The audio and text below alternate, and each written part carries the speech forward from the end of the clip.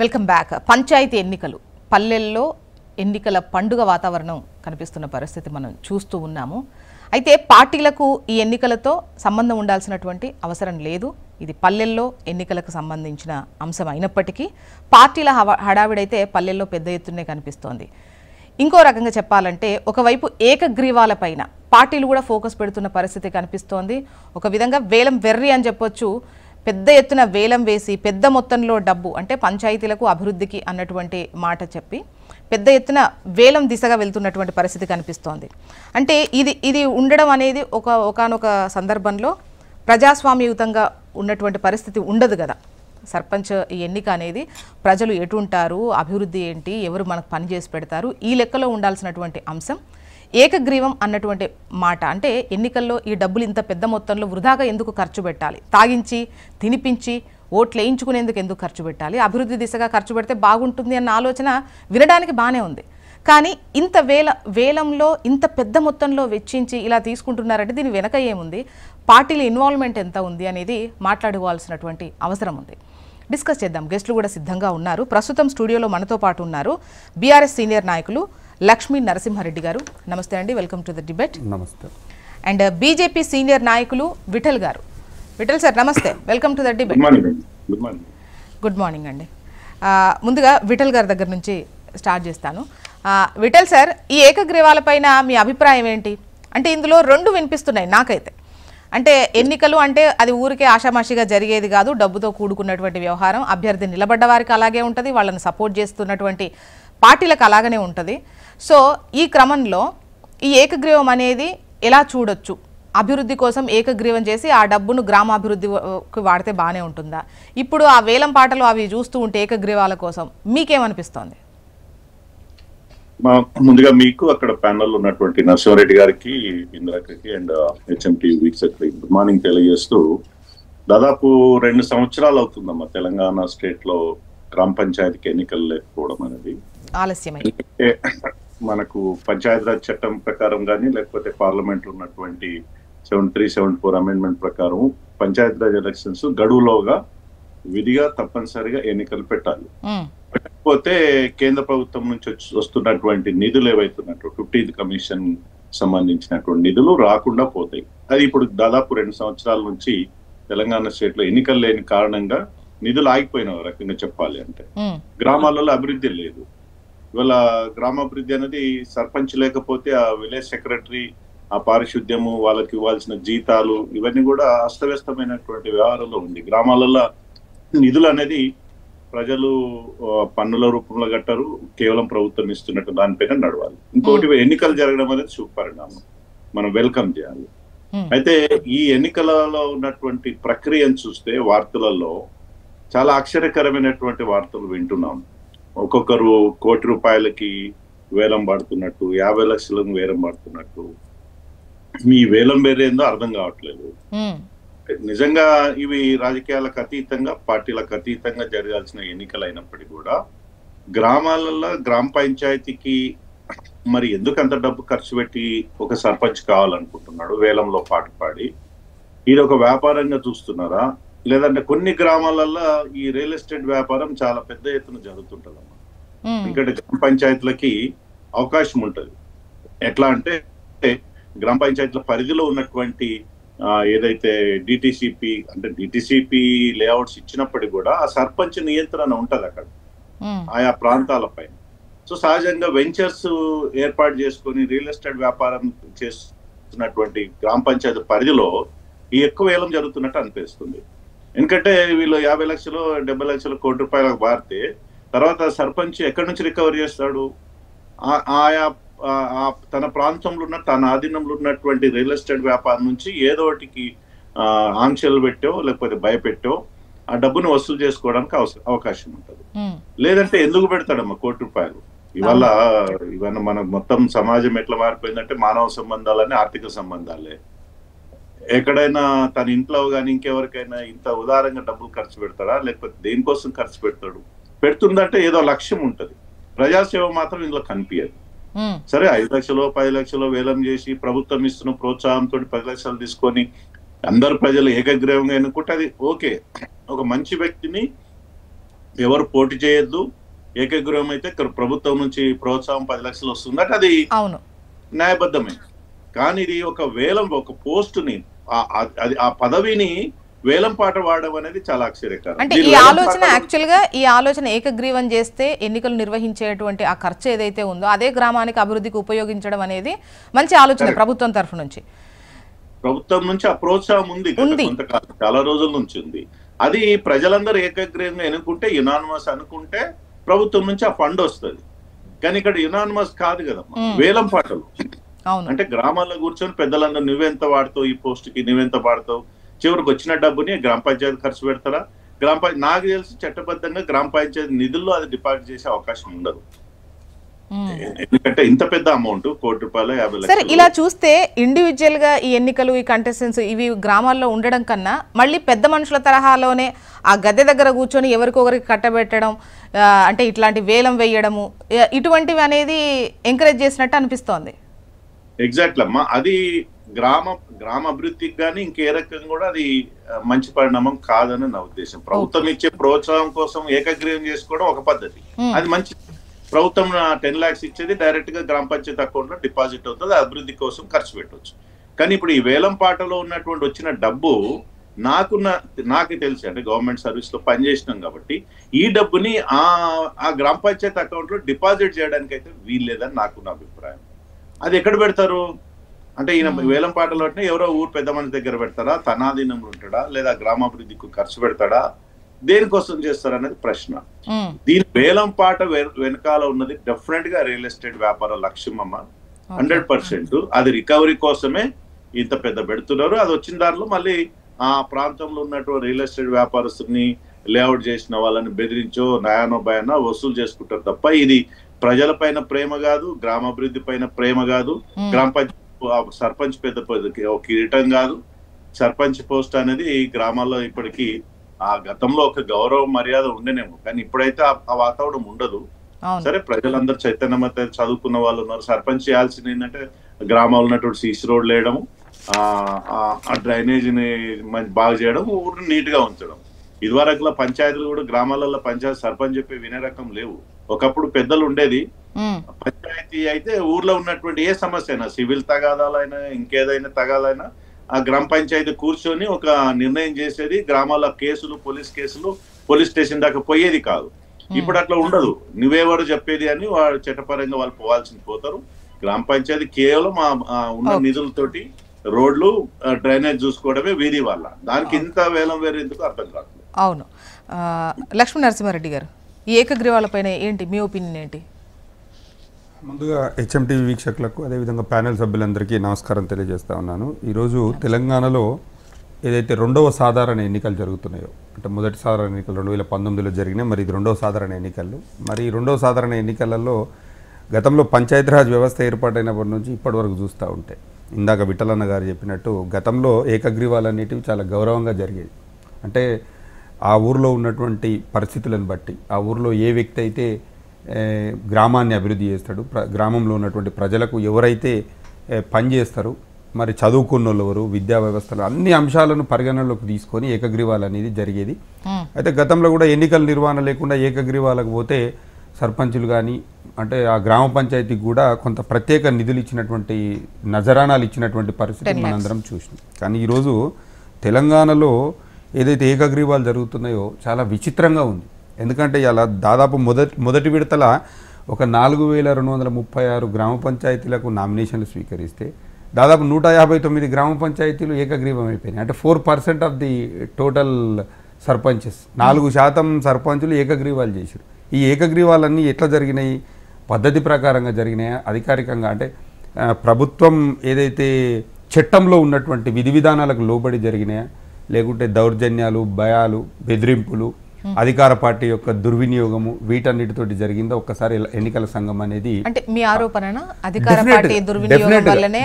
ఎందుకంటే ఈ రోజు 150 ఏకగ్రీవాలైన అనేది ఆరోపణ. 159 ఏకగ్రీవాలు అనేది అధికార పార్టీ యొక్క దుర్వినియోగం వల్లనే. ఎందుకంటే ఇప్పుడు ప్రతిపక్షాల పార్టీ, అంటే జనరల్గా ఏంటంటే పార్టీ సింబల్ అనేది ఉండదు సర్పంచ్లకు, పార్టీ యొక్క సింబల్ అనేది ఉండదు. కానీ పార్టీ బలపరిచినటువంటి అభ్యర్థులు ఉంటారు గ్రామాలలో.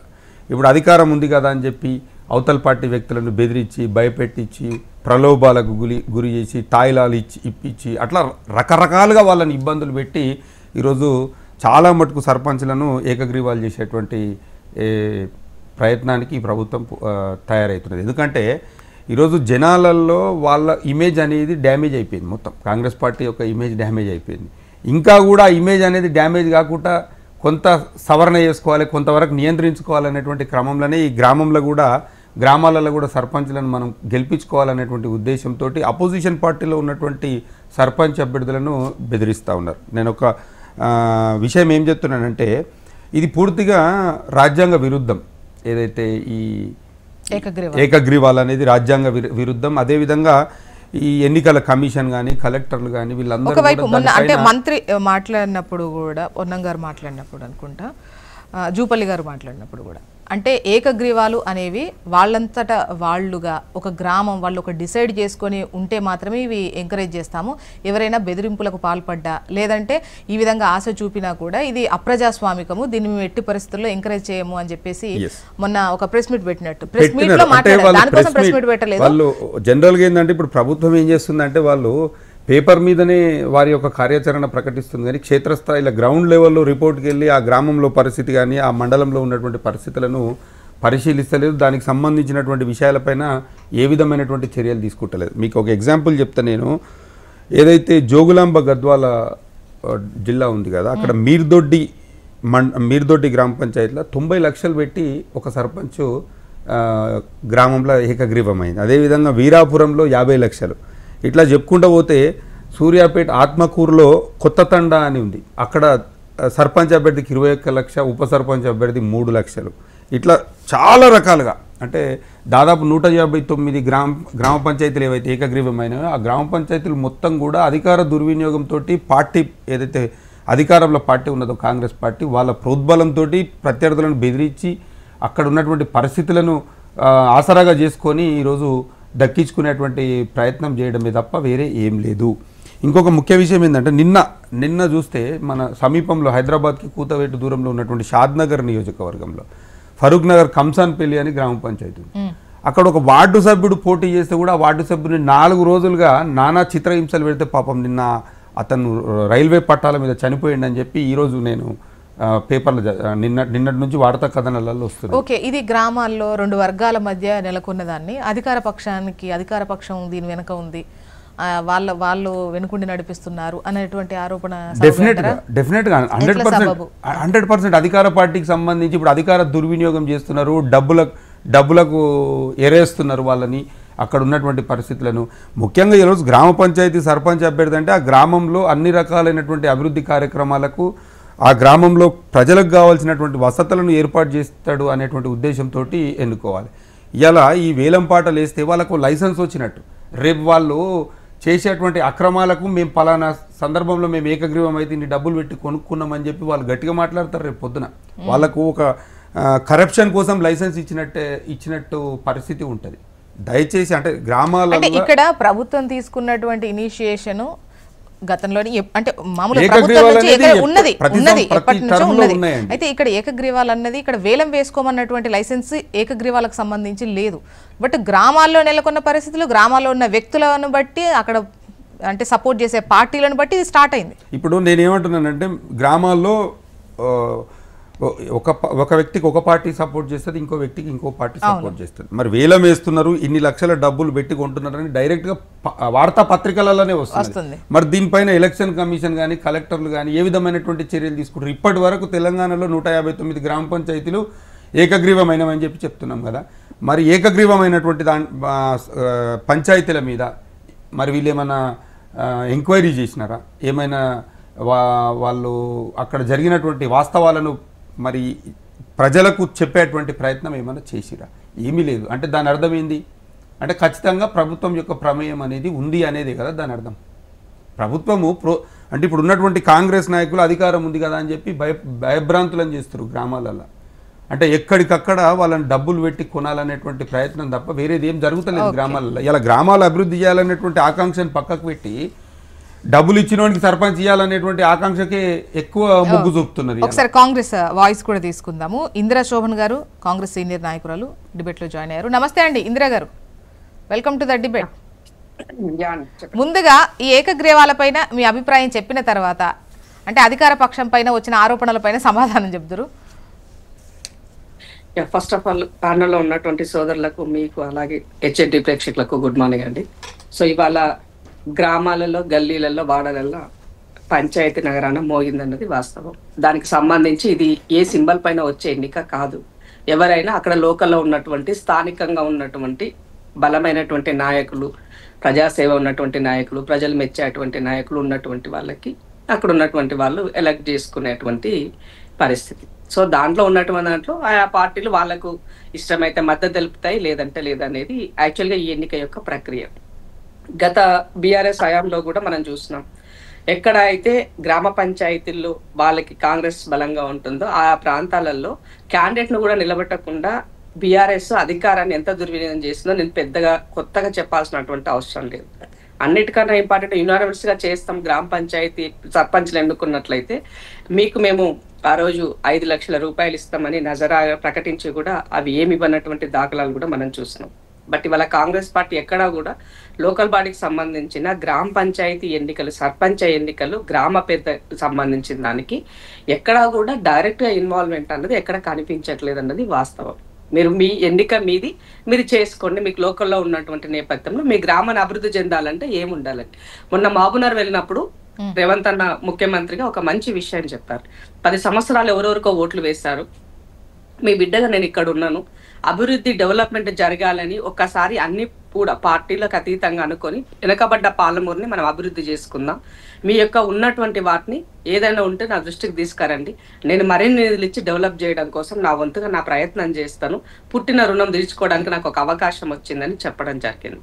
సో ఇవాళ గ్రామాలు కూడా సేమ్ అదే పరిస్థితిలో, గ్రామ పంచాయతీలు కూడా పార్టీలకు అతీతంగా గ్రామాన్ని అభివృద్ధి చేసుకోవాలి, ఆదర్శవంతమైన గ్రామం వైపు వెళ్ళాలి, మౌలిక వసతులు 100% ఉండాలి, విద్యా వైద్యానికి దోకా లేకుండా మంచి వసతులతో ఉండాలి, అన్ని గ్రామాల్లోనే ఉండాలి. వాస్తవానికి కూడా మనము గమనించినట్లయితే డెవలప్మెంట్ అంటే ఎక్కడో ఉండదండి. డెవలప్మెంట్ అనేది ఒక గ్రామం ఎంత పటిష్టంగా ఉంటే ఆ దేశము అంత స్ట్రాంగ్ గా ఉంటదని గాంధీ సిద్ధాంతాన్ని నమ్మినటువంటి పార్టీ కాంగ్రెస్ పార్టీ. కాబట్టి ఆ దిశగా, ఆ లైన్ లో ప్రతి ఒక్కరం కూడా గాంధీ యొక్క మార్గంలో వెళ్ళడం కోసం ప్రయత్నం చేయాలని తెలియజేస్తున్నాను. సో ఇక్కడ ఇందిరా గారు, ఈ తొలి విడత పంచాయతీ ఎన్నికలకు సంబంధించి 4000 పైచులకు గ్రామ పంచాయతీలకు జరగబోతున్న క్రమంలో అందులో 150 ఏకగ్రీవాలు అయ్యాయి, 150కి పైగా. సో ఇవన్నీ కూడా అంటే అధికార పక్షం, అధికార పార్టీ యొక్క ప్రోద్బలంతోనే జరిగాయి అన్నటువంటి విధంగా ఇంతకుముందు నరసింహారెడ్డి గారు మాట్లాడుతూ ఆరోపణ చేశారు. అంటే ఇక్కడ పార్టీలకు సంబంధం లేకపోయినా వాళ్ళ మద్దతుదారులను గెలిపించుకోవాలి అనేది మాత్రం పార్టీలకు ఉంటుంది కదా. సో పార్టీ బలంగా ఉండాలి పల్లెల్లో అని అంటే డెఫినెట్ గా పంచాయతీలు వాళ్ళ పక్షాన ఉండాలి. నేను కాదన్నట్లు ఆ విషయం, కానీ ఏ పార్టీ ఎజెండా ఆ పార్టీకి ఉంటుంది. కానీ ఇక్కడ మీరు గమనించినట్లయితే 150 గ్రామ పంచాయతీలు ఏకగ్రీవంకి వచ్చినాయి అని అంటే ఆ గ్రామంలో అభివృద్ధి కోసము ఎంత ఆకాంక్ష ఉన్నదని మనకు అర్థమవుతుంది. ఇప్పుడు ఎన్నికలకి డబ్బు ఖర్చు పెట్టడం వల్ల వచ్చేదానికన్నా ఆ గ్రామ పంచాయతీలో ఏకగ్రీవంగా ఎన్నుకున్న వ్యక్తి తను కొంత అమౌంట్ ఆ గ్రామానికి డెవలప్మెంట్ కోసమో లేదా ఇంకే దానికోసమో తను యూటిలైజ్ చేసినట్లయితే ఒక యూనిటీని కూడా తెలుపుతుంది. గ్రామ అభివృద్ధికి అందరి సహాయ సహకారాలు ఉంటాయి. వార్డ్ మెంబర్, ఇప్పుడు గతంలో సర్పంచ్ కి ఉప సర్పంచ్ కి చెక్ పవర్ ఇద్దరికి కలిపి ఇవ్వడం ద్వారా 2 పార్టీలు వేరు వ్యక్తులు మద్దతుదారులు ఉన్నప్పుడు అది కష్టంగా ఉండింది. సో ఇవాళ యునైటెడ్ గా తీసుకున్న నిర్ణయం ద్వారా ఆ గ్రామం యొక్క అభివృద్ధి ఎవరో వచ్చి పంచాయతీ చెప్పక్కర్లేదు, మా పంచాయతీ మేమే తెచ్చుకోగలము, ఇది మా యొక్క అని చెప్పే ఒక మంచి మెసేజ్ అది. కాబట్టి దీన్ని మనం స్వాగతించాలి తప్ప దీన్ని వ్యతిరేకించాల్సిన అవసరం లేదు. బట్ కొన్ని దగ్గరలో వేలం పాట పాడినారని కూడా చాలా వినడం జరిగింది. బట్ దానికి నేను వ్యతిరేకం. ఎందుకంటే ఇది డెమోక్రటిక్ కంట్రీ కదా. డెమోక్రటిక్ గా ఉన్నప్పుడు మనకు ఒక ఓటు అని ఉన్నది, ఆ ఓటుని ఉపయోగించుకోవాల్సినటువంటి అవసరం ఉన్నది. ఓటు వద్దు అనుకున్న సందర్భంలో మీరందరూ కూర్చొని మాట్లాడుకుని ఒక వ్యక్తిని ఎంచుకోవడం అన్నది పెద్దరికం అవుతుంది. గతంలో మన పెద్దలు ఇందిరా గారు, ఒకవేళ వేలం లేకపోయినా ఒక వ్యక్తి వచ్చి నేను 90 లక్షలు కడతాను సర్పంచ్కు సంబంధించి నన్ను ఎన్నుకోండి అంటే 90 లక్షలు పెడుతున్నాడంటే ఎంత లాగుదామని? ఇప్పుడు నేను ఏమంటున్నానంటే 90 లక్షలు ఒక గ్రామ పంచాయతీ తన నిధులు ఖర్చు చేస్తున్నాడు అంటే దాన్ని తప్పుగా అనుకోవాల్సిన అవసరం లేదు కదా అంటున్నాను నేను. గ్రామ పంచాయతీ నిధులు పెద్దగా ఉండట్లేదు ఈ మధ్య కాలంలో, అరకొరగా ఉన్నటువంటి పరిస్థితి. ఆ 90 లక్షలు తను ఇచ్చేటువంటి వ్యక్తి ద్వారా నిజంగా ఊరి పెద్దలంతా ఉంటారు కదా, ఊర్లో వాడికి ఒక పెద్ద మనిషి ఉంటాడు, వాళ్ళంతా కూర్చొని మాట్లాడుకున్నప్పుడు ఈ 90 లక్షలు ఆ గ్రామ పంచాయతీ డెవలప్మెంట్ కోసం ఉపయోగించుకుంటామని అది స్వచ్ఛందంగా చేస్తే చాలా మంచిది. కానీ ఎక్కడైనా ఎవరైనా దాని వెనక ఉండి దాన్ని ప్రోద్బలం చేసి దానిని వాంటెడ్ గా చేస్తే మాత్రము మనకు ఓటు ఇచ్చినటువంటి ఓటు విలువను తగ్గించిన వాళ్ళం అవుతాం. కాబట్టి అట్లా కాకుండా వాళ్ళు స్వచ్ఛందంగా ఊరి పెద్దలు ఇందిరా గారు, నాకు దీనిపైన ఐడియా లేదు యాక్చువల్ గా. అంటే ఈ వచ్చిన డబ్బును ఇప్పుడు 90 లక్షలని 50 లక్షలని ఒక దగ్గర 21 లక్షలని ఇవన్నీ వింటూ ఉన్నాం కదా.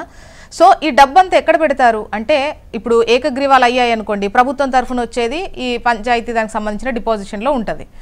ఈ డబ్బులు ఎక్కడ పెడతారు అంటే ఊరి పెద్ద మనుషుల దగ్గర ఉంటుందా, లేదంటే ఈ పంచాయతీ దాంట్లో వాళ్ళు కూడా డిపాజిట్ చేయాల్సిందేనా?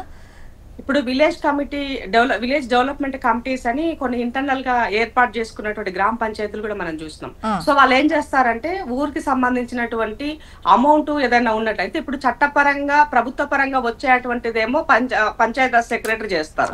సో ఇది పంచాయత్ సెక్రటరీకి సంబంధం లేనటువంటి విషయం కాబట్టి వీళ్ళంతా ఆ అమౌంట్ ని ఆ ఊరి పెద్ద దగ్గర పెట్టేసి లేదా ఆ ఊరికి సంబంధించి ఒక అకౌంట్ ని ఓపెన్ చేసుకొని దాని ద్వారా ఈ యొక్క డెవలప్మెంట్ పనులు అన్నది చేస్తారు. సో అంటే ఇక్కడ అందుకే అంటున్నాను, ఇక్కడ మనకి ఒక నియబద్ధత ఉండాలి, పారదర్శకత ఉండాలి, అకౌంటబిలిటీ ఉండాలి. ఇది ఉన్నప్పుడు డెఫినెట్ గా అది పాసిబుల్ అవుతుంది. సో ఇట్లా గ్రామ పంచాయతీలు నిజంగా ఆలోచించి చేసినట్లయితే ఆ ఊరిని వాళ్ళ డబ్బులతో డెవలప్ చేసుకుంటారు. చాలా మంది ఏం చేస్తున్నారంటే ఈ మధ్య కాలంలో వాళ్ళ పిల్లలు విదేశాలకు వెళ్తే వాళ్ళ పిల్లల ద్వారా వచ్చేటువంటి డబ్బును కూడా గ్రామ పంచాయతీ డెవలప్మెంట్ కు ఉపయోగించుకుంటున్నారు. ఒకరు స్కూల్ కి అయి ఉండొచ్చు, ఒకరు హాస్పిటల్ కి అయి ఉండొచ్చు, ఒకరు గ్రంథాలయానికి అయి ఉండొచ్చు, ఇట్లా క్రీడకు సంబంధించిన విషయాలు అయి ఉండొచ్చు, ఊరికి సంబంధించినటువంటి మౌలిక వస్తువులకు సంబంధించిన వాటి పట్ల వాళ్ళ యొక్క యాంగిల్ దృష్ట్యా వచ్చినటువంటి వాటి డబ్బులకు కొదవలేదని అనుకున్న సందర్భంలో వాళ్ళే చేసుకుంటున్నారు. కొరత ఉంది అని అనుకున్నప్పుడు ఆ గ్రామ పంచాయతీ సంబంధించిన వాళ్ళ పిల్లల ద్వారా విదేశాల నుంచి వచ్చే డబ్బు అయిండొచ్చు, సిఎస్ఆర్ ఫండ్స్ వాళ్ళ పిల్లల కంపెనీలు ఉంటే వాళ్ళ నుంచి వచ్చేటువంటి ఇన్వెస్ట్మెంట్స్ అయిండొచ్చు. ఇట్లా వీటి ద్వారా ఆ గ్రామాలను డెవలప్ చేసుకుంటున్నారు. ఎందుకంటే ఈ మధ్య కాలంలో మీరు గమనిస్తే యువత కీ పాత్ర పోషిస్తుంది. యువత గ్రామ పంచాయతీలో జరిగే ప్రతి అంశాన్ని వాళ్ళు దాన్ని పరిష్కరించే దిశగా చేస్తున్నారు ఇప్పుడు. సో యువత కూర్చొని మాట్లాడుకున్నారు. కొన్ని గ్రామాలు అయితే వాళ్ళు గంజాయి తిరస్కరించాలి, మత్తు వాడకూడదు, ఈ మన ఊరు ఆదర్శ గ్రామం అనే విధంగా కూడా చేస్తాం. అంటే ఇవి కొన్ని మార్పులు అన్ని మొదలవుతున్నాయి. సో మార్పులు మనం స్వాగతించాల్సినటువంటి అవసరం అయితే ఉంది. బట్ అల్టిమేట్ గా ఎలక్షన్ కమిషన్ కూడా ఇవి ట్రాన్స్పరెంట్ గా జరుగుతుందా జరగట్లేదా ఎలా చూడాలి కూడా ఎలక్షన్ కమిషన్ నిఘా ఉండాల్సినటువంటి అవసరం బాధ్యత కూడా ఉందని గుర్తు చేస్తాం. ఓకే విఠల్ గారు, ఇప్పుడు ఈవెన్ మీడియా ముందు కూడా వచ్చి చెబుతున్నటువంటి పరిస్థితి చూస్తున్నాం. నన్ను సర్పంచ్గా ఎన్నుకుంటే 1 ఎకరం భూమి ఇస్తా, ఇంకోటి శ్మశానానికి సంబంధించి ఇంత భూమి ఇస్తా, లేదా ఇన్ని లక్షలు ఇస్తా, ఇన్ని కోట్లు ఇస్తా అని చెప్పేసి మాట్లాడుతున్నటువంటి క్రమం చూస్తున్నాం. దీనిపైన ఎలక్షన్ కమిషన్ స్పందించాల్సినటువంటి అవసరం ఉందా? ఇంతకుముందు బీఆర్ఎస్ నాయకులు మాట్లాడుతూ ఇలా 90 లక్షలు కోటి రూపాయలు ఈ విధంగా చెల్లించి మరి సర్పంచ్ పదవి తీసుకోవడం అనేది ఒక లైసెన్స్ ఇచ్చినట్టే కదా వాళ్లకు అనేది చెప్పండి. అయితే ఇప్పుడు ఇంద్రక్క చెప్పినట్టు అంత ఆదర్శంగా ఉంటే చాలా సంతోషం, అందరం స్వాగతించాలి. కానీ గ్రామాలలో ఈ వేలం పాటతోటి పాడినటువంటి వ్యక్తులు గ్రామ అభివృద్ధి కోసం ఇన్ని లక్షలు 60 లక్షల 70 లక్షల కోటి రూపాయలు ఖర్చు పెడుతున్నారంటే ఎవరో ఒక్కరు ఉదారంగా ఉంటే చాలా మనం వెల్కమ్ చేయాల్సిన పరిస్థితి గ్రామ ప్రజలు కూడా ఒప్పుకుంటే. కానీ అట్లా ఉండదనేది నా అభిప్రాయం. ఎవరో కొంతమంది 100కొక్కడో 1 గ్రామం నేను ఈ ఊర్లో పుట్టిన, ఈ ఊరు రుణం తీసుకోవాలి, నేను ఈ ఊరికి అభివృద్ధిలో భాగస్వామ్యం కావాలని డబ్బులు ఖర్చు అట్లా ఉదారంగా విరాళాల రూపం ఇస్తే సంతోషమే. ఇంతకుముందు చాలా ప్రాంతాల్లో ముఖ్యంగా ఉత్తర తెలంగాణలో ఉన్నటువంటి నిజామాబాద్ ప్రాంతంలో గత దశాబ్దాల కాలంగా విలేజ్ డెవలప్మెంట్ కమిటీలను ఉంటాయమ్మా. అంటే అక్కడ ఈ సర్పంచ్ ఎన్నికలతో సంబంధం లేకుండా విలేజ్ ఇప్పుడు మనం చాలా రోజులు అంకాపూర్ విలేజ్ విన్నాం. అంకాపూర్ ఈ భారతదేశంలోనే ఆదర్శ నగర గ్రామంగా చాలా ఇండియా టుడే లాంటి పత్రికలు వచ్చినట్టు చూసినాం. ఇవాళ నిజంగా అంకాపూర్ నేను కూడా ఒక సందర్భంలో పోయినా, అంకాపూర్ విలేజ్ అంటే విలేజ్ లాగా ఉండదు, ఊరంతా డూప్లెక్స్ హౌసెస్. నేను అడిగాను ఆ ఊరి ప్రజలకు, ఇంత అద్భుతమైన డెవలప్మెంట్ ఎవరు చేశారు, ఈ ఊరు సర్పంచ్ చేసిందంటే లేదు ఇక్కడ విలేజ్ డెవలప్మెంట్ కమిటీ ఉంటది, పంచాయతీ కానీ సర్పంచ్తో సంబంధం లేదు. ఆ డెవలప్మెంట్ కమిటీ ఇన్ని డెవలపింగ్ యాక్టివిటీ చేసిండ్రు, అందులో సర్పంచ్ కూడా ఒక భాగమే అని చెప్పారు వాళ్ళు. అంటే నిజంగా చాలా, అంటే అక్కడ ప్రభుత్వం గుర్తించిన కమిటీ కాదు, లేదా ప్రభుత్వ చట్ట ప్రకారం ఏర్పడిన కమిటీ కాదు, గ్రామ పెద్దలు ఏర్పాటు చేసుకున్న విలేజ్ డెవలప్మెంట్ కమిటీ. డెవలప్మెంట్ తో పాటు ఆ ఊరిలో ఉన్నటువంటి చిన్న చిక్క తగాదాలు కానీ, పంచాయతీలు కానీ, సివిల్ తగాదాలు అవన్నీ కూడా గ్రామంలో పరిష్కరించుకుంటారు. పోలీస్ స్టేషన్ దాకా పోరాట వాళ్ళు. అట్లాంటి గ్రామాలు చాలా ప్రాంతంలో తెలంగాణలో ఉన్నాయి. ఆ రకంగా ఆదర్శంగా నిలిస్తే చాలా సంతోషం. ఇవాళ గ్రామ స్వరాజ్యమే గ్రామాభివృద్ధి, దేశాభివృద్ధి అమ్మా. గ్రామాలు బాగుపడితే, గ్రామ ప్రజలు బాగుపడితే రాష్ట్రం బాగుపడుతుంది, దేశం బాగుపడుతుంది. కానీ ఏ కారణం చేతనో ముఖ్యంగా దేశవ్యాప్తంగా కావచ్చు, రాష్ట్రంలో కూడా ఈ పంచాయతీరాజ్ వ్యవస్థలో సంస్కరణ రావాల్సి ఉండే. మనం నిజంగా చాలా సందర్భంలో కేరళ పంచాయతీరాజ్ సిస్టమ్ అద్భుతమైన పంచాయతీరాజ్ సిస్టమ్ గా చెప్పుకుంటాం. అక్కడ గ్రామ పంచాయతీకి మనలాగా 1000 ఓట్లు ఉండవు. అక్కడ దాదాపు ఒక 15,000, 20,000 ఓట్లతో సముదాయంతో గ్రామ పంచాయతీలు పనిచేస్తూ ఉంటాయి. ఆ గ్రామ పంచాయతీ కింద విద్యాశాఖ వస్తుంది, ఆరోగ్య శాఖ వస్తుంది, నిధులు ఎక్కువ వస్తాయి. గ్రామం పెద్దగా ఉంటది కాబట్టి పెద్ద ఎత్తున నిధులు వస్తాయి. ఆ గ్రామ ప్రాంతంలో ఉన్న సర్పంచులే లేదా అధ్యక్షులు మాత్రమే ఆ ప్రాంతంలో ఉన్నటువంటి అభివృద్ధిని నిర్దేశిస్తారు. డైరెక్ట్ గా రాష్ట్ర ప్రభుత్వం డైరెక్ట్ గా నిధులు ఇస్తారు ఆ గ్రామ పంచాయతీలకి. మన దగ్గర అట్లా కాదు కదమ్మా, ఎంతో కొంత అరకొర నిధులు తప్ప పూర్తి స్థాయి నిధులు ఎక్కడ రావు. అట్లాంటి ఆదర్శమైనటువంటి గ్రామాలు నిర్మించుకోవాల్సిన బాధ్యత సభ్య సమాజం ఉంది, ప్రభుత్వాల పైన ఉంది, ప్రజల పైన ఉంది. కానీ వాళ్ళ విఠల్ సార్, ఇక్కడ ఒక డౌట్. ఇప్పుడు ఎవరైతే కంటెస్ట్ చేస్తున్నారో వాళ్ళు ఈసారి కొంత అమౌంట్ పెట్టారు, ఒకరికి మించి ఒకరు పెట్టారు.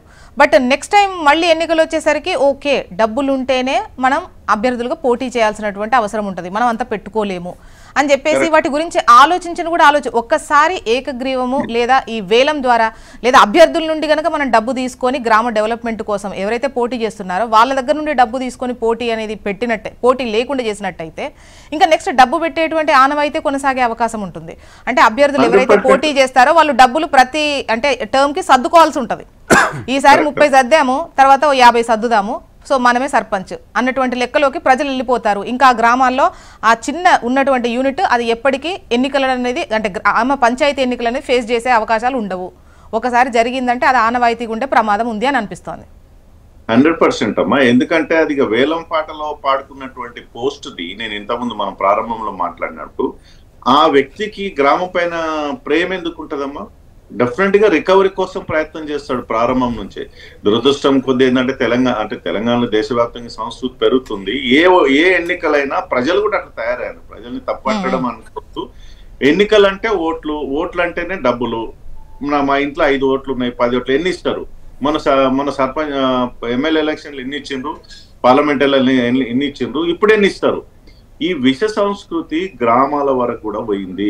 అంటే మొత్తం ఎక్కడ ఓట్లు ఉన్నాయి అక్కడ పోయింది. ఇది చాలా అత్యంత ప్రమాదకరమైనటువంటి పరిస్థితి. ఇప్పుడు ఇందిరక్కనో మేము ఇప్పుడు తెలంగాణ ఉద్యమంలో అద్భుతంగా పనిచేసినాము, అన్ని పార్టీలో ఉన్న వాళ్ళు ఉన్నారు. మరి ఎందుకు డైరెక్ట్ ఎలక్షన్ లో పోటీ చేయట్లేకపోతున్నావు అమ్మా? నీకు పోటీ చేయాలంటే ఎన్ని కోట్లు ఉన్నాయి? 20 కోట్లు పెడతావా, 50 కోట్లు పెడతావా? ఇప్పుడు నెక్స్ట్ ఎలక్షన్ వచ్చేసరికి మరి ఏమవుతుందో, 100 కోట్లకు పోతుందో. అంటే పార్టీల పరంగా కూడా అట్లా తయారైపోయింది. ఇది చెప్పకనే చెప్పుకుంటున్నాం మనం. ఎవరు అయితే డబ్బులు ఉన్నాయో వాళ్ళే రాజకీయాలు వచ్చి నిలబడాలి. ఆ డబ్బులతోటి ఓట్లు కొనుక్కోవాలి. ఓట్లు కొనుక్కున్నాక అది ఒక వ్యాపారంగా రికవరీ పెట్టుకోవాలా. ఇది కదా విష సంస్కృతి. అది గ్రామాల వరకు పోయింది. వాళ్ళ సర్పంచులలో కూడా చాలా స్పష్టంగా నాకు తెలిసి సర్పంచ్ ఎలక్షన్ లో కూడా డబ్బు లేకుండా ఓటర్ ఎవరైనా ఓటేస్తారా? ఉంటే చాలా మనం ఆ గ్రామాన్ని చాలా మనం గౌరవించాలి, ఆదర్శ గ్రామంగా తీసుకోవాలి. పైసలు తీసుకోకుండా ఓటేసే వాతావరణం గ్రామాలలో ఉందా? ఏ ఎన్నికలు కానీ సర్పంచ్ కావచ్చు, ఎమ్మెల్యే కావచ్చు, ఎంపీ కావచ్చు, ఏదైనా కానీ ఆ విష సంస్కృతిని మనం నాటినాం. మా ఇంట్లో మొన్న ఎలక్షన్లు ఇన్ని ఇచ్చిండ్రు, ఇప్పుడెన్ని ఇస్తారు? అసలు ఇప్పుడు అడిగే క్వశ్చనే కామన్ అయిపోయింది. అంటే ఎవరెంత ఇస్తా అన్నారు అనేది, అంటే ఎన్నికలు ఉన్నాయి అనగానే ఎవరెంత ఇస్తా అన్నారు అనేది ఒక సింపుల్ క్వశ్చన్. అది అంత యాక్సెప్టెన్సీ వచ్చేసింది, ఎంత ఇస్తారన్నారని. అదే అమ్మా, అది చాలా ప్రజలే యాక్సెప్టెన్స్. ఈవెన్ ఇప్పుడు చదువుకొని పేద ప్రజలు, కూలినాలు చేసుకునే వాళ్ళు, పేదరికం ఉన్న వాళ్ళు డబ్బులు అడిగితే ఒక సరే పాపం వాళ్ళు ఏం లేదు, ఆ రోజు కూలి లేదు కదా అడుగుతున్నారు అనుకోవచ్చు. కానీ హైదరాబాద్ నగరంలో మహానగరంగా చెప్పిన ఇంటర్నేషనల్ సిటీలో కూడా నేను స్పష్టంగా చూశాను, అపార్ట్మెంట్ మా అపార్ట్మెంట్లు నోట్లు ఉన్నాయి, అపార్ట్మెంట్ వెల్ఫేర్ అసోసియేషన్ ఉంటుంది, మా అపార్ట్మెంట్ నోట్లు ఎన్ని ఇస్తారు, ఎన్ని లక్షలు ఇస్తారు, అవతల ఆ పార్టీ ఇన్ని ఇస్తామని మీరెన్ని ఇస్తారు. ఈ విషయ సంస్కృతి డెవలప్ చేసినాక ప్రజాస్వామ్య వ్యవస్థలో ఎటు పోతున్నాం ఎక్కడ పోతున్నాం అనేది చాలా ప్రమాదం. ఇవాళ సర్పంచ్ మనం డిస్కస్ చేసిన 50 లక్షలు ₹1 కోటి పెట్టి వేలం పాట వాడి వస్తాం. రేపు ఏం అడుగుతారమ్మా ఆ ప్రజలు? అడుగుతారా మా ఊరికి మోరేమైంది, మా గల్లీలో మోరేమైంది, రోడ్ ఏమైంది, డెవలప్ అడిగే రైట్ ఉంటుందా? నేను ఇచ్చిన కదా అయిపోయింది, నేను కొనుక్కున్నా, నువ్వెవరు అడుగుతాను అంటాడు. లేదా డబ్బు తీసుకొని ఓటేసిన కూడా అదే అంటాడు, పుణ్యానికి వేసిన ఓటు నాకు పైసలు తీసుకుని వాడు ఏం అడుగుతున్నారా అంటాడు. అంటే రైట్, అడిగే రైట్ని ప్రజాస్వామ్యం ఇచ్చి రాజ్యాంగం ఇచ్చిన ఆ రైట్ని కోల్పోతున్నాం ప్రజలను. ఈ సంస్కృతి అన్ని పార్టీలో ఉంది. నేను ఈ పార్టీ ఆ పార్టీ మాట్లాడట్లేదు. ప్రజాస్వామ్య వ్యవస్థలో ఇది ఎలక్షన్ కమిషన్ ద్వారా అనేక రకాల రిఫార్మ్స్. ఇది ఓటును కొనుక్కోవడం అంటే లంచమే కదమ్మా, ఒక రకంగా చెప్పాలంటే కరప్షనే కదా. ఇప్పుడు గవర్నమెంట్ ఉద్యోగి ₹1000 తింటేనే కరప్షన్ చేస్తేనేమో 1000కి చేసినా జైలు పంపిస్తాం. మరి ఓటరే అంటే ప్రలోభాలు గురి చేస్తున్నాం కదా. మరి ఎలక్షన్ కమిషన్లు ఏం చేస్తున్నాయి, ఎక్కడ పోతున్నాయి, ఎక్కడ వ్యవస్థ ఉంది, నిఘా వ్యవస్థ అనేది ఎవరికి తెలియదు. సో ఇది దురదృష్టం సంఘటన ఇవాళ రాబోయే రోజుల్లో చూస్తున్నాం. ఇట్లాంటివి ఇవి డెఫినెట్ గా ఈ ప్రమాదం భవిష్యత్తులో ఉంటది. ఈ వేలం అనేది చాలా ప్రమాదం. రైట్. నరసింహారెడ్డి గారు, ఇందాక మన ఇందిరక్క గారు మాట్లాడినప్పుడు ఏదైతే ఇప్పుడు ఉన్నటువంటి పరిస్థితులలో గ్రామాలకు నిధులు కూడా అరకొరగా వస్తున్నాయి అని చెప్పి ఒక మాట చెప్పడం జరిగింది. ఎందుకంటే చాలా సంతోషం, ఎందుకంటే ఇప్పటికైనా వాళ్ళ యొక్క తప్పిదాన్ని వాళ్ళు గుర్తించుకున్నందుకు. ఈరోజు గ్రామ పంచాయతీ వ్యవస్థ ఏదైతే ఉన్నదో 2 సంవత్సరాలలో నిధులు కూడా ఇస్తలేమని చెప్పి వాళ్ళు ప్రత్యక్షంగా ఒప్పుకున్నటువంటి పరిస్థితి మనందరం విన్నాం వారి ద్వారానే. అయితే నేను ఏమంటున్నానంటే అంటే ఇప్పుడు వాళ్ళు ఇస్తున్నది లేని అది చెప్పలేదు, మనకు ఉన్నటువంటి నిధులు ఉంటాయి కాబట్టి ఈ అమౌంట్ కూడా యాడ్ ఆన్ అవుతుందన్న ఉద్దేశంలో చెప్పారు. కానీ సమాధానం చిన్న కరెక్షన్ జోష్న గారు, ఇప్పుడు నేను చెప్పిన సందర్భం ఏంటి అని అంటే గ్రామ పంచాయతీలకి గతంలో 100% నిధులు వచ్చేది. బట్ ఇవాళ పరిస్థితి లేదు అని చెప్తున్నారు. ఇప్పుడు గ్రామ పంచాయతీలకు గత ప్రభుత్వంలో 100% నిధులు వచ్చినాయి. నా దగ్గర ఆర్టీఐ ఇన్ఫర్మేషన్ ఉన్నది. 90% కేంద్రం నుంచి లాస్ట్ 10 years లో కనుక మీరు గమనిస్తే కేసీఆర్ తన రాష్ట్ర ప్రభుత్వం నుంచి నిధులు కేవలము 10% కూడా వెచ్చించలేనటువంటి దౌర్భాగ్య పరిస్థితిలో లాస్ట్ 10 years ఉండింది. ఈ 3 సంవత్సరాలు అంటే మేము వచ్చిన 2 సంవత్సరాల నుంచి కేంద్రం నుంచి నిధులే లేవు. ఎందుకు అనంటే గ్రామ పంచాయతీ ఎన్నికలు నిర్వహించలేదు కాబట్టి నిధులు లేవు. అదే చెప్తున్నానా, అదే ఇప్పుడు మీరు ఎన్నికలు నిర్వహించలేదు కాబట్టి నిధులు లేవు. 3000 కోట్లు మనకు రావాల్సి ఉంది ఈ ఫినాన్స్ కాబట్టి. మీరు 3000 కోట్లు వచ్చేది ఉందని మీరు చెప్తున్నారు కానీ మీరు ఇచ్చేది చెప్తలేరు కదా. మీరు ఎన్ని ఇచ్చిరో చెప్తలేరు కదా అక్క. రాష్ట్ర ప్రభుత్వం ఇందిరక్క, మీరు కేంద్ర ప్రభుత్వం నుంచి రాలేదనే చెప్తున్నారు కానీ మీరు ఎన్ని ఇచ్చిరనే చెప్తున్నారా? నేను ఏమంటాను అంటే మీరు మాట్లాడినప్పుడు మీరు నోట్ చేసుకోండి. మీ టైంలో 90% ఓకే ఎన్నికలు జరగలేదు నోట్ చేసుకోండి. నేను మాట్లాడింది మీరు నిధులు ఇస్తలేమనేది మీరు ఒప్పుకున్నారని చెప్పి నేను చెప్తున్నాను కదా. మీరు నోట్ చేసుకోండి. మీరు నోట్ చేసుకోండి. అరకొరగా వస్తున్నాయి, అరకొరగా ఉన్నాయి అని అంటే దాని అర్థం ఏంది? మేము ఇస్తలేమన్నట్టే కదా. ఇప్పుడు గ్రామాలలో ఇప్పుడు అక్క ఏం అక్క నేను చెప్పేది వినండి. ఇప్పుడు మీరు ఏం మాట్లాడుతున్నారంటే విదేశాలలో ఉన్న వాళ్ళ పిల్లలు పంపిస్తే కూడా ఈ రోజు గ్రామాలలో స్వచ్ఛంద కార్యక్రమాలు చేపడుతున్నారు అవన్నీ అన్నారు. అవన్నీ సంతోషం, వాస్తవమే, అది వాస్తవమే. నేను చెప్పేది వినండి. మీరు ఈరోజు గ్రామ పంచాయతీలో ఏదైతే ఏకగ్రీవాలు చేస్తున్నారో 10 లక్షల 20 లక్షల 30 లక్షల ఆ గ్రామ పరిస్థితిని బట్టి ఏకగ్రీవాలు అవుతున్నాయి. ఆ డబ్బులు గ్రామ అభివృద్ధి కోసం వెచ్చిస్తున్నారు అని చెప్తున్నారు కదా. ఇవాళ 10 లక్షలు ఉన్నోడు నేను 10 లక్షలు ఇస్తా అని చెప్తే వాళ్ళకి ఇస్తారు, రేపు ఇంకోటి 20 లక్షలు ఇస్తా అని చెప్తారు, వాళ్ళకి ఇస్తారా? అంటే గ్రామంలో గ్రామ పరిస్థితి, గ్రామంలో అభివృద్ధి చేయాలనేటువంటి ఆకాంక్ష ఉన్న వాళ్ళకి మనం అవకాశం ఇవ్వాలి కానీ డబ్బు ఉన్నోనికి మనం అవకాశం ఇస్తే ఎట్లా? తప్పు కదా అది. ఇప్పుడు వాళ్ళు ఇండైరెక్ట్ గా వాళ్ళు ప్రోత్సహిస్తున్నట్టే కదా. ఈరోజు గ్రామ స్థాయిలో ఫైనాన్షియల్ కార్పొరేట్ స్థాయిలో డబ్బులు తీసుకొని గత పంచాయతీ ఎన్నికల్లో ఇట్లా జరగలేదు. జరుగుతుంది. ఏకగ్రీవాలు అనేది బహిరంగంగా, ఇంత బహిరంగంగా వార్తా కథనాలలో వచ్చే వరకు 70 లక్షలు 80 లక్షలు 90 లక్షలు అనేది గతంలో ఎప్పుడు జరగలేదు. ఇప్పుడు ఈ ఆయంలోనే చూస్తున్నాం మేము కొత్తగా. ఇప్పుడు అంత ఎందుకండి, ఇప్పుడు మా ఇందిరాకు ఉన్నారు కదా, మా ఇందిరాకు పక్క మండలం వంగూరు మండలం ఉన్నది కదా, ముఖ్యమంత్రి గారి సొంత గ్రామం, అక్కడ కూడా ఏకగ్రీవమే అయింది. మరి అక్కడ ఏం చేసి ఏకగ్రీవం చేసిరో మాకు తెలియదు. కొండారెడ్డిపల్లిలో కూడా అదే అయింది. నేను అదే అంటున్నా, అక్కడ ఏ రకంగా ఏకగ్రీవం చేసిరో మరి మాకైతే తెలియదు. మరి మీ పక్క మండలంలోనే కదా మరి ఏకగ్రీవం అనేది ఎట్లా జరిగింది అక్కడ మీరు చెప్పాలి. మరి ఇప్పుడు ఆ గ్రామం కూడా చాలా చైతన్యవంతం ఉన్నటువంటి గ్రామం. ఆ గ్రామం కూడా ఎందుకంటే ముఖ్యమంత్రి గారు స్వయంగా ఒక గ్రామం నుంచి వచ్చినటువంటి వ్యక్తి. అక్కడ కూడా చాలా చైతన్యం ఉన్నటువంటి గ్రామ పంచాయతీ. అక్కడ 15 మంది పోటీ చేస్తే ఒకరే ఎట్లా ఇర్రక్క, ఏ రకంగా ఇర్రు మీరు చెప్పాలి కదా. ఎగ్జాంపుల్ చెప్తా మీకు. కొండారెడ్డిపల్లిలో ఇప్పుడు అక్కడ ఒక్క నిమిషం ఇలా village development committee village development committee అనేది 1959 పంచాయతీరాజ్ వ్యవస్థ ఏర్పాటైనప్పుడు బలవంతరాయ్ మెహతా కమిటీ ఏదైతే సిఫారసు చేసిందో అక్కడ నుంచి విలేజ్ డెవలప్మెంట్ కమిటీస్ అనేది వస్తా ఉన్నాయి. ఇప్పుడు అంటే ఆ రోజు ఉన్నటువంటి పరిస్థితి ఇప్పుడున్నటువంటి మీడియాస్ గాని చాలా వ్యత్యాసం ఉంది. ఇప్పుడు వచ్చిన ఎన్నికల్లో మాత్రమే ఈ వేలం పాట నడుస్తోంది, గతంలో నడవలేదు అని చెప్పకండి. ఎందుకంటే ఆ రోజు పర్టికులర్ గా ఫలానా దగ్గర ఇప్పుడు మనం నేను గతంలో ఏకగ్రీవాలు జరగలేదు అనేది నేను చెప్పట్లేదు. గతంలో కూడా జరిగినాయి. గతంలో ఏకగ్రీవాలు ఏ రకంగా జరిగినాయి, ఇప్పుడు ఉన్నటువంటి ఏకగ్రీవాలు ఏ రకంగా జరుగుతున్నాయి అప్పుడు కూడా వేలం నడిచింది. ఇది సేమ్ ఐపీఎల్. ఇక్కడ మాట్లాడాల్సింది ఒకటండి, ఇప్పుడు అధికార పక్షమా లేదా మీరు ప్రతిపక్షంలో ఉన్నారనే కాదు, ముఖ్యంగా గ్రామాల్లో పరిస్థితి ఏ విధంగా ఉంది అనేది. గ్రామాల్లో వేలం పాట అనేది నడుస్తుంది. అది ఈ ఒక్క టర్మ్ కు కాదు, గతంలో కూడా మనకు ఒక రోజు గుర్తు వెతికితే మొత్తం దొరుకుతాయండి. లేదండి, నేను గతంలో వాళ్ళ దగ్గర ఉంటే చూపిమానండి. గతంలో వేలం పాటలు ఇట్లా వార్తా కథనాలు ప్రత్యక్షంగా పేపర్లలో వచ్చి అదే భయపెట్టించి చేస్తున్నారు వాళ్ళు. వేలం అంటే జనరల్గా ఏంటంటే వాళ్ళకు గ్రామానికి సేవ చేయాలనేటువంటి ఉద్దేశం ఉన్నటువంటి వ్యక్తులకి, గ్రామానికి ఏదైతే మంచి జరుగుతుంది అనేటువంటి ఆలోచన ఉన్నటువంటి వ్యక్తులకు మీరు ఏకగ్రీవం చేస్తే సంతోషం. అంతేగాని వేలం పాటలు డబ్బులు ఎవరి దగ్గర ఉంటే వాళ్ళని చేస్తామని చెప్పడం అయితే ఇది చాలా దురదృష్టకరం. ఎందుకంటే ఈ ప్రజాస్వామ్య వ్యవస్థలో ఓటు అనేది అత్యంత కీలకమైనటువంటి అంశం. నీకు ఎన్నుకునేటువంటి అవకాశం లేకపోతే రేపు వాళ్ళతో ఏం పని చేపిస్తారండి గ్రామంలో? ఇందాక విఠలని అన్నాడు, రేపు పొద్దున ఈ సలహా మీరు ప్రజలకు ఇవ్వాల్సి ఉంటదేమో, అధికార పక్షంకో లేదంటే మీ ప్రతిపక్షానికి రాజకీయ నాయకులకో కాదు, ప్రజలకు ఇవ్వాలి. మనము అధికార దుర్వినియోగం చేస్తున్నారు కదా ప్రభుత్వం, అధికారం దుర్వినియోగం చేస్తుంది, అధికారాన్ని అడ్డం పెట్టుకొని భయపెట్టిస్తున్నారు. మొత్తం వ్యవస్థతోటి గ్రామాలలో ఇబ్బందులు పెడుతున్నటువంటి పరిస్థితితోటే కదా ఈ వ్యవస్థ, ఈ 159 ఏకగ్రీవాలు జరిగినాయి. దీని మీద ఎలక్షన్ కమిషన్ ఏమైనా ఎంక్వైరీ చేసిందా అండి? ఇందిరాక చేసిందా అండి? ఒకసారి మీరు చెప్పండి. ఏమైనా ఆ కలెక్టర్లు ఏమైనా దీనిపైన ఎంక్వైరీ చేసిరా అండి ఈ 159 ఏకగ్రీవాల మీద? ఇదంతా ఏంటంటే డబ్బులు ఎక్కువ ఎవరి దగ్గర ఉన్నాయో వాళ్ళను ఎన్నుకోవాలనేటువంటి ఒక విష సంస్కృతిని తెర మీదకి తీసుకొస్తారు. ఇలా గ్రామ స్థాయిలో ఉన్నది, రేపు రాష్ట్ర స్థాయిలో. మళ్ళీ మనకు సమయం సమాధానానికి.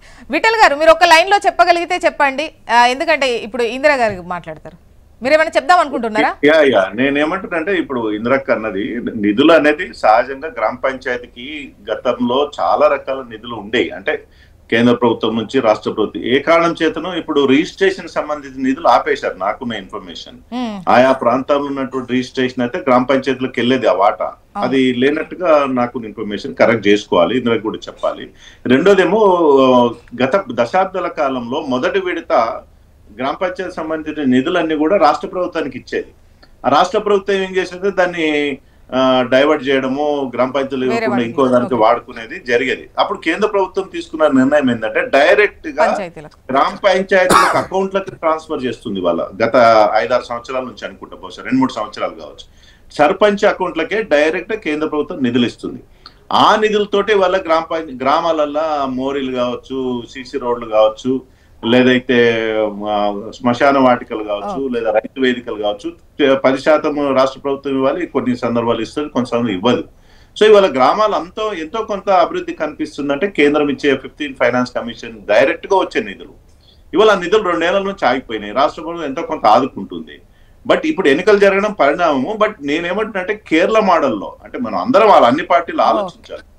కేరళ మోడల్లో ఒకవేళ గ్రామ స్వరాజ్యాన్ని తెచ్చుకుంటే అప్పుడు 100% తెలంగాణ అభివృద్ధి సాధించినట్టే, దేశంలో నంబర్ 1 అవకాశం ఉంటుంది. ఆ ప్రయత్నం అన్ని పార్టీలు చేయాలని నేను కోరుకు. మా పార్టీ కూడా మేము డెఫినెట్ గా చర్చించుకుంటాం ఆ విషయం. ఇందిరా గారు ఇప్పుడు చెప్పండి. ఇప్పుడు సోదరులు మాట్లాడితే ఏం చేస్తున్నారంటే అధికార పార్టీ కాబట్టి మొత్తం అంతా వాళ్ళు ఆగం పట్టిస్తున్న విధంగా మాట్లాడుతున్నారు. బీఆర్ఎస్ చెప్పాలి ఈ విషయం, పోయి ఇంకెవరు అవసరం లేదు, వాళ్ళే చెప్పాలి.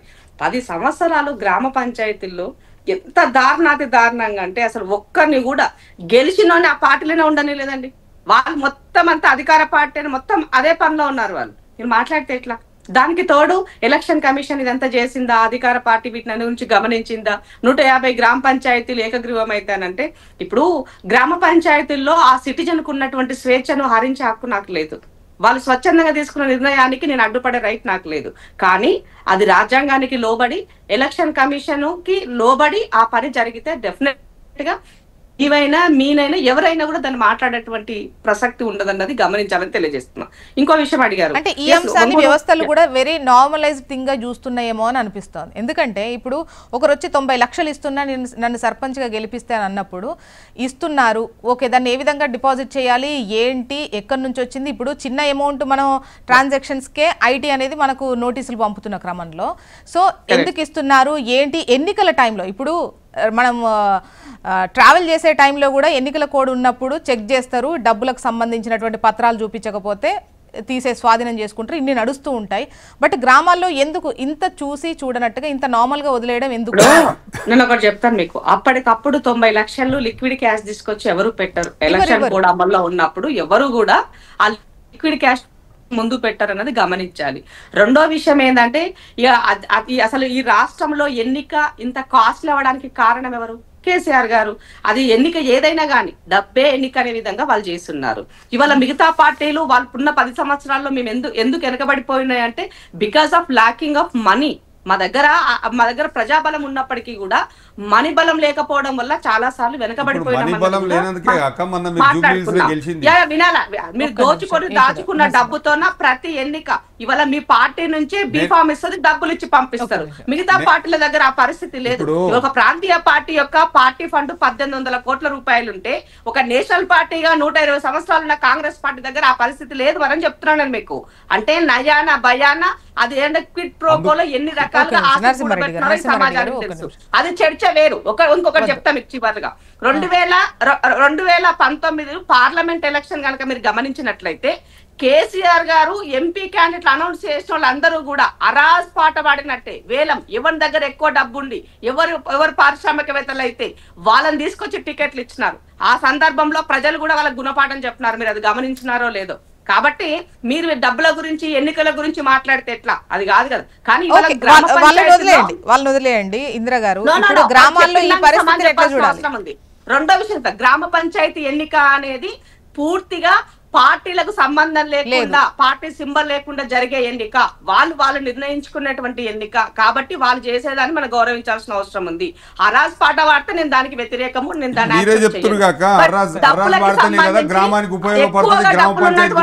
మాత్రమే చేయగలుగుతారంటే ఆ గ్రామంలో ఉన్నటువంటి వాళ్ళందరూ కూడా ఒప్పుకున్నప్పుడు నా గ్రామ డెవలప్మెంట్ కోసం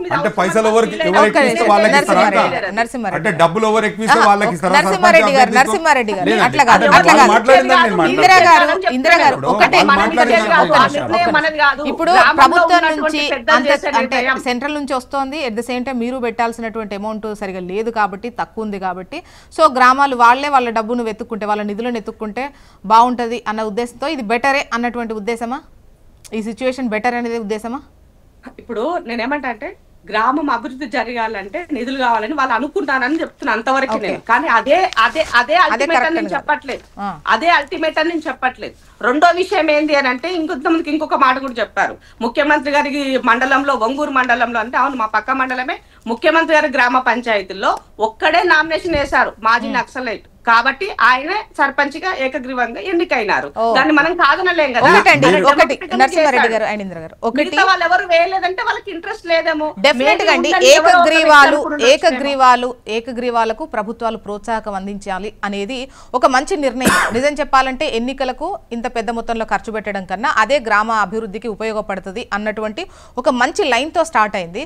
బట్ ఇదే పోను వేలం వెర్రిగా మారేటువంటి ప్రమాదం ఉంది. అలా జరగకుండా చూసుకుంటే ఏకగ్రీవాలు డెఫినెట్గా మంచిదే.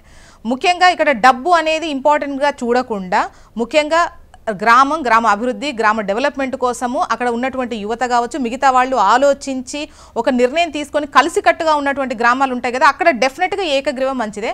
బట్ ఈ డబ్బు ఎంటర్ అవ్వడం అనేది ఎట్టి పరిస్థితుల్లో మనం యాక్సెప్ట్ చేయాల్సినటువంటి అవసరం లేదు, మంచిది కాదు కూడా. అటువంటి ఎంకరేజ్మెంట్ మనం ఇవ్వాల్సినటువంటి అవసరం లేదు. And thank you so much అండి డిస్కషన్లో పాల్గొన్నందుకు. ఇందిరా శోభన్ గారు, విఠల్ గారు, లక్ష్మీ నరసింహారెడ్డి గారు, థ్యాంక్ యూ అండి. ఇది ఇవాల్టి న్యూస్ అనాలిసిస్. చూస్తూనే ఉండండి హెచ్ఎం టీవీ. వార్త ఆగదు, నిజం దాగదు.